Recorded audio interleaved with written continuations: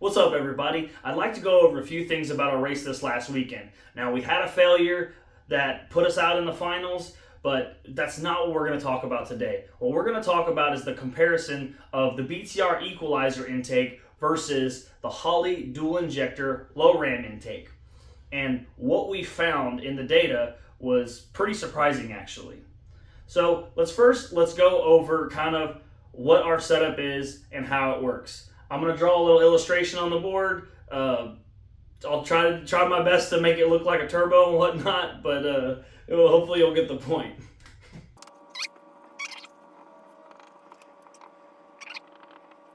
All right, so turbo, intercooler. A lot of people don't have intercoolers. Some do, some don't.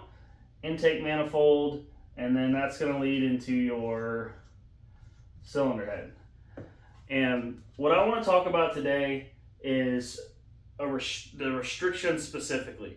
So, in my opinion, boost is a measurement of restriction because that pressure is backing up somewhere. It's not going into the cylinder. And so, what I want to talk about today and what we found in our data log is what our restriction was and where we believe that it was. So, we have a sensor here. Turbo pressure, and then we have one here which is MAP. Okay, now our setup before with the equalizer intake, we were seeing about a 6 psi drop through the intercooler. So what it means is that at some point in this system, from here to here, there's a restriction somewhere. And what we believe it to be is, because the intercooler is not that big, we believe the intercooler is right here. So the interesting thing about this weekend is we changed this intake. We are on our quest to go to methanol, and with that we need a lot more injectors. So we went around in the market and we tried to find a cathedral intake that was dual injector, and it seemed like our best option was the Holley Low ram. Now, upon receiving the intake, we got it, we looked at it, and it seems like the ports were a lot smaller than the cylinder heads. So I'll try to show a picture of this, but I began porting the intake to ports match to the heads, but I quickly realized that where the cylinder head mounts to the intake was not necessarily the restriction, it was a little bit up to the runner. It kind of goes from a cathedral to almost a square port. There's a big choke point right there. So I took all day, probably put 7-8 hours in its intake to try to port it as best as I can with the knowledge that I have to open that chamber up.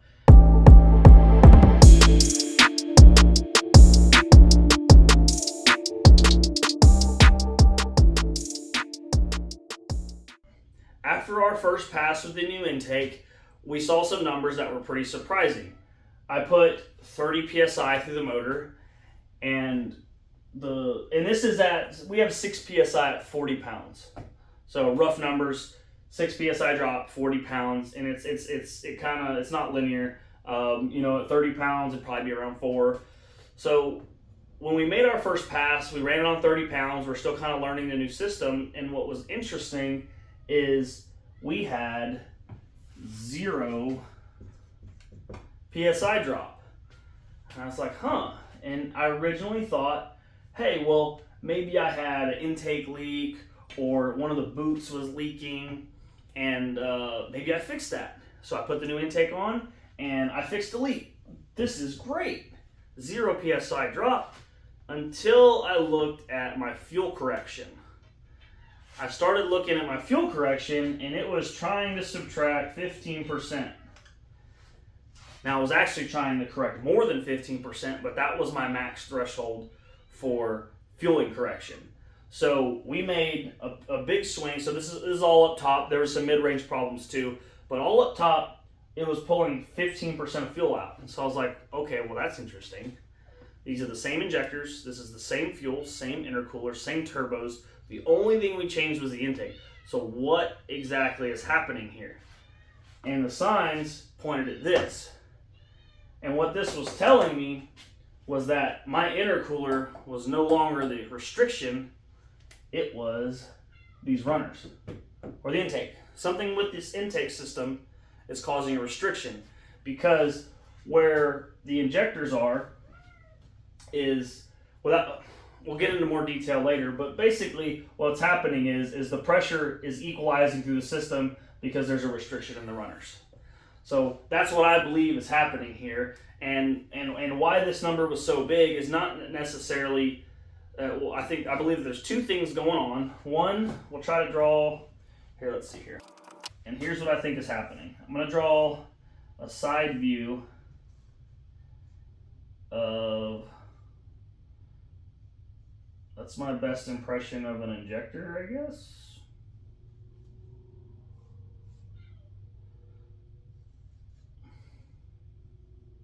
Okay. So this is the intake runner. Alright, so this is a fuel injector, I think. And here's your intake runner here. So what I believe is happening, what I saw on this intake, it seems like the choke point is here. We open this up before it meets the head, and what I believe is happening is this injector, so the reason that you have a fuel pressure regulator with a boost reference is so the spray pattern of this injector is always the same. So what's happening is we have, let's just say, for number purposes, let's say we had 43 psi going in here, like kind of like a standard base pressure. You have 43 psi going in the injector, and we had 43 psi of boost. What would the injector fire? It would fire nothing. So that's why you have to have a 1-to-1 regulator. If you didn't already know, you have to compensate for fuel pressure. So, you know, let's say we put 40 pounds of boost, we have 83 psi. That doesn't mean the fuel is actually shooting out at 83 psi. It's actually only shooting out at 43. It's just it has to balance the pressure first. So or it's kind of fighting against the boost at the same time. So it keeps the injector and the spray pattern and all that actually remains consistent. From what I knowledge, it remains consistent in the runner just because of the pressure. So now that we know that, we kind of know where this 15% number comes from. We weren't exactly making 15% less power, so to speak. There's a couple things going on. So we're reading the pressure in the intake, and then there's actual pressure that's going in the cylinder here. And what I believe is happening is this pressure right here at the injector is less than the intake pressure. And what that would cause is my regulator's hooked to the intake. So it's going to rise 1-to-1 with MAP pressure, which is the pressure we're measuring in the intake. It's going to rise 1-to-1 with this. And if this is, let's say, 5 psi low, it's going to be 5 psi more pressure shooting in the runner. So what I think is happening is a combination of two things. One, we have a restriction at the intake, and two is I'm actually shooting more fuel than my other intake. Well, I hope you guys learned something about this video, if I explained it good enough. If not, feel free to message me. I'm more than happy to share with you my findings between these two intakes.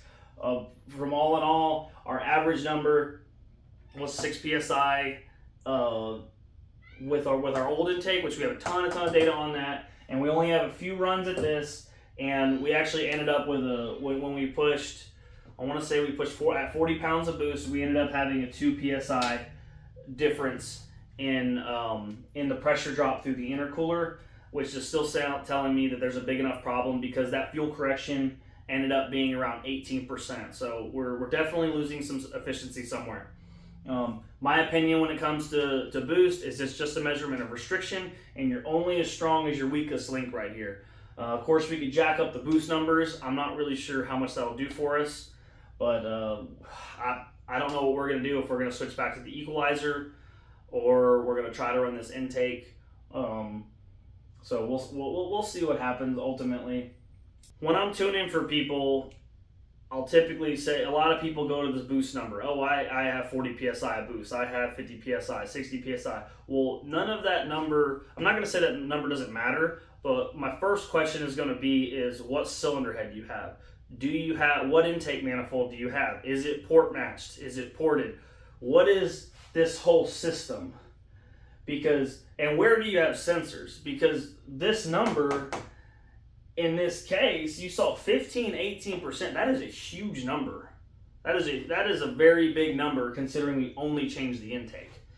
And not getting into all the efficiency or whatever else, but we definitely have a restriction. So when someone comes at me with a boost number, it's kind of irrelevant. Like, what's this timing versus this boost? This timing, it's all a matter of efficiency in your system. Now, someone says, well, I have a 243 head, I have 317 head. Now we can get close, or a TFS 220. We can get close based off of previous data if we've had the same system before. So we'll be able to get in the same ballpark, but ultimately you're going to need to read your plug. Every chamber on every head is different. People run different pistons, people run different intakes. All of this kind of comes into play when you're choosing your timing and your boost numbers. So keep that in mind, when you're reading on the internet, and why it's important to be on the safe side, especially like when you start going into like the LS3 and the LS7 stuff. Well, these numbers, your boost numbers, are going to be a lot lower. Not all cathedrals, but or whatever, or versus LS7, but these numbers are going to be quite different. They're going to say, oh, I made X amount more power at this PSI boost, which is telling me the only thing is your system is more efficient. That's what it's telling me. So this is my opinion on how this stuff works. This right here, I believe, is the problem.